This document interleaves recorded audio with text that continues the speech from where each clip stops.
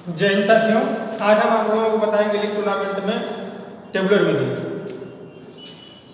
जैसे कि पिछली वीडियो में आप जान चुके हैं कि लीग प्रतियोगिता वो प्रतियोगिता होती है जिस प्रतियोगिता में भाग लेने वाली समस्त टीमों से खेलती हैं। ऐसी प्रतियोगिता को लीग प्रतियोगिता कहते हैं। और इसमें जो कमज़ोर टीम होती है उसको भी एक दो चांस मिल जाता है खेलने के लिए, उनका बेहतर परफॉर्मेंस वापस हो जाता है। अगर ऐसा है, कभी कभी दुर्भाग्य से कुछ टीमें अच्छी होती हैं लेकिन नॉकआउट के माध्यम से बाहर हो जाती हैं, लेकिन लीग प्रतियोगिता के माध्यम से बनी रहती हैं। उन्हें अपने परफॉर्मेंस को सुधारने का एक बेहतर मौका मिल जाता है लीग प्रतियोगिता में, इसलिए लीग प्रतियोगिता कराई जाती है और थोड़ा सा टूर्नामेंट के हिसाब से अच्छी भी मानी जाती है। अब हम देखेंगे लीग प्रतियोगिता में टेबुलर विधि। इसके पिछले वाले वीडियो में आप लोग देखे थे कि लीग प्रतियोगिता में साइक्लिंग विधि, लेकिन अब की बार बताएंगे हम टेबुलर विधि।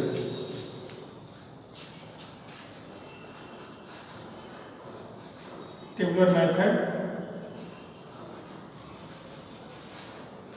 अब टेबुलर मेथड के माध्यम से हम निकाल लेंगे कि कैसे हम प्रतियोगिता कराएंगे। जैसा कि पिछली वीडियो में आप जान चुके हैं कि कुल मैचों की संख्या n पोस्ट में n-1 होती है। n होता है टोटल टीमों की संख्या। पिछले वीडियो में आप जान चुके हैं कि टोटल राउंड की संख्या, नंबर ऑफ राउंड हो गई। अगर टीम सम होती है तो सम की दशा में राउंड की संख्या हो जाएगी n-1, यानी टोटल टीमों की संख्या में से हमें घटा देते हैं, उनके राउंड आ जाएंगे। अगर विषम होती है तो n हो जाएगा। n से तात्पर्य है कि जितनी नंबर ऑफ टीम है उतने ही हमारे नंबर ऑफ राउंड होंगे। अब हम देख लेंगे कि एक 8 टीमों की टीम है और उस 8 टीम का हमें फिक्सर तैयार करना है टेबुलर विधि से। तो सबसे पहले अगर 8 टीमें हैं तो जितनी टीम होती है उस टीम से एक अधिक कॉलम हम बनाते हैं। तो यहाँ कर लेते हैं कॉलम पहले हम बनाएंगे, थोड़ा सा ध्यान से समझने की जरूरत है। लाइन भी एक अधिक, जैसे 8 टीम है तो हम 9 लाइन बनाएंगे। लेन की संख्या रहेगी 9, जैसे 1 2 3 4 5 6 7 8 और 9। अब इसी तरह से हम एक और देख लेंगे, इसमें हमारे कॉलम बनाए जाएंगे, ये भी 9 होंगे। जैसे मान लीजिए 1 2 3 4 5 6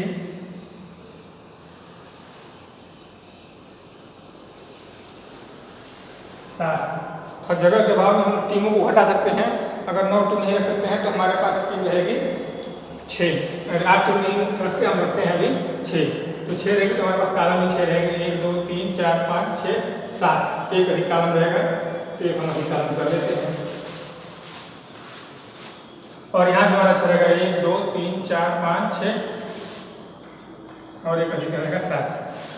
हम समझ लेंगे अगर हमारे पास विषम संख्या है तो विषम संख्या की दशा में हम राउंड की संख्या n+2 कर देंगे। मतलब राउंड की संख्या नहीं बल्कि कॉलम की संख्या हम 2 बढ़ा लेंगे। लेकिन अगर सम संख्या रहती है, टीमों की संख्या सम रहती है, तो जितने टीमों की संख्या रहती है उसमें एक और जोड़ लेंगे, हो जाएगा एक प्लस हो जाएगा और उतने हम कॉलम बना लेंगे, उतने लाइन खींच लेंगे।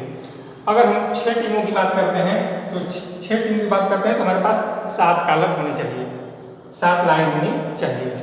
अगर हम 8 की बात करते हैं तो यहाँ पे 9 कॉलम होना चाहिए और 9 लाइन भी होनी चाहिए। अगर हम विषम की बात करते हैं, 9 संख्या रहेगी तो हमारे पास 9 में 2 बढ़ा लेंगे तो 11 कॉलम होने चाहिए, 11 लाइन होनी चाहिए। अगर 7 है, अगर विषम संख्या है तो वहाँ पे 9 होना चाहिए, 5 है तो 7 होना चाहिए, 1 बढ़ा लेंगे।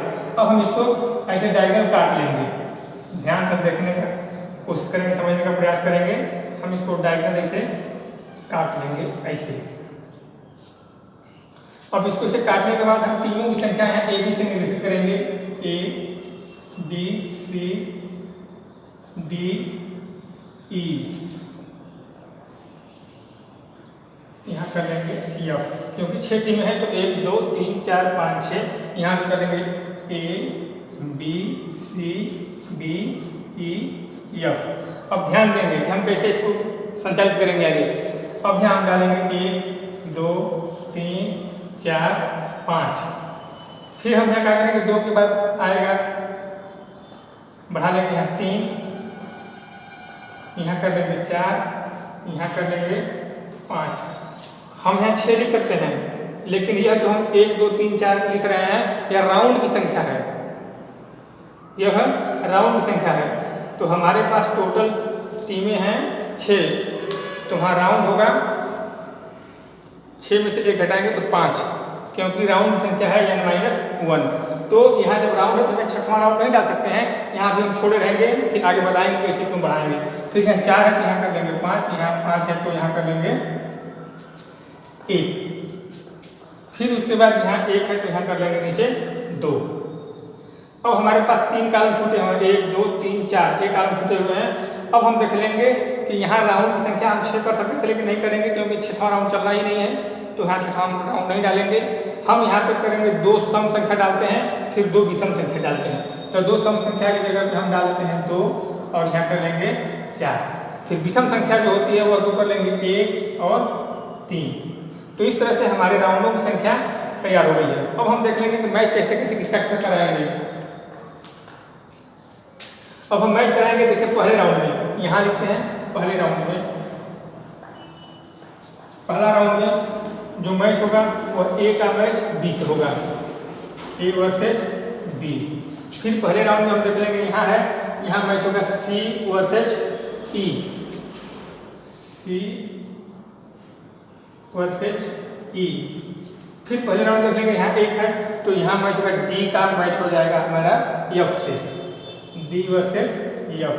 फिर ये हमारा पहला राउंड यहीं पे खत्म। अब हम दूसरे राउंड की बात यहीं से कर लेते हैं, सेकेंड राउंड की बात करते हैं। तो जहाँ 2 है वो सेकेंड राउंड है, तो 2 में हम करेंगे A का मैच C से, A वर्सेस C।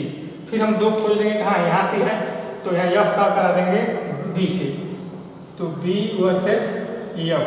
फिर दूसरा राउंड हमारा यहाँ है तो यहाँ हम करा देंगे D का E से, D वर्सेस E। अब हम तीसरा राउंड की बात करते हैं, तीसरा राउंड भी देख लेते हैं। अब तीसरे राउंड में क्या करेंगे, जहाँ जहाँ 3 है खोल लेंगे, तो यहाँ 3 है तो यहाँ हम A का मैच करा लेते हैं D से, A वर्सेस D। फिर तीसरा है हमारा यहाँ पे B versus C, B versus C। फिर हमारा तीसरा यहाँ पे है F वर्सेस E, E है, E वर्सेस F से हम मैच कराएंगे, E वर्सेस F से। तो इस तरह से हम 3 राउंड देख लिए। फिर अगर हमें चौथा राउंड देखना है तो हम चौथा राउंड यहाँ जगह के अभाव में कर लेते हैं। देख लीजिए ध्यान से आप सभी लोग कि चौथा राउंड यहाँ अगर हम कर रहे हैं तो चौथा राउंड यहाँ से स्टार्ट हो रहा है, तो A versus E, A versus E। फिर उसके बाद चौथा देखते हैं, यहाँ पे है B versus D, B versus D। फिर चौथा राउंड हम देख सकते हैं, यहाँ है C versus F, C versus F। चौथा राउंड खत्म हो गया। अब हम देखेंगे पांचवा राउंड यहाँ कर लेते हैं, जो हमारा लास्ट राउंड है। पांचवा राउंड यहाँ है तो पांचवा पहले A वर्सेस F हो जाएगा, A वर्सेस F। फिर पांचवा राउंड हम देख लेंगे, यहाँ है B versus E, B versus E। फिर पांचवा राउंड देख लेंगे, यहाँ है तो यहाँ करा लेंगे C versus D, C versus D। इस तरह से हमारे टोटल राउंड 5 आ गए। राउंडों की संख्या 5 होगी, इसलिए 5 हो जाएगी क्योंकि टोटल टीमों की संख्या 6 है तो राउंड की संख्या 5 हो जाएगी। अगर यहीं पे टोटल टीमों की संख्या अगर 7 होती तो हम कॉलम 2 बढ़ा के बनाते, 9 हो जाता कॉलम, और टोटल राउंडों की संख्या हमारी होती 7। क्योंकि सम होने पर राउंड की संख्या लीग टूर्नामेंट में एक कम हो जाएगी, विषम होने पर राउंड की संख्या लीग टूर्नामेंट में टीमों की संख्या के बराबर हो जाएगी। टेबुलर विधि में जब भी हम कॉलम बनाएंगे, जब भी हम रो बनाएंगे, तो रो अगर संख्या सम है तो उससे 1 प्लस करके बनाएंगे, अगर संख्या विषम है तो 2 प्लस करके बनाएंगे और बी से डायगोनल काट लेंगे। जब काटने के बाद में फिर हम क्रम में ABCD टीम, ABCD जो दिखाई दे रहा है ये टीम है, यहाँ जो दिखाई दे रहा है सब टीम है। यहाँ फर्स्ट राउंड, यहाँ सेकेंड राउंड, यहाँ थर्ड राउंड, यहाँ फोर्थ राउंड, यहाँ फिफ्थ राउंड। और टोटल हर राउंड में 3 मैच हुआ, 3 गुना के 6, 3 3 के 9, 3 4 12, 3 5 15। टोटल मैच हमारे 15 हो रहे हैं इस तरह से। और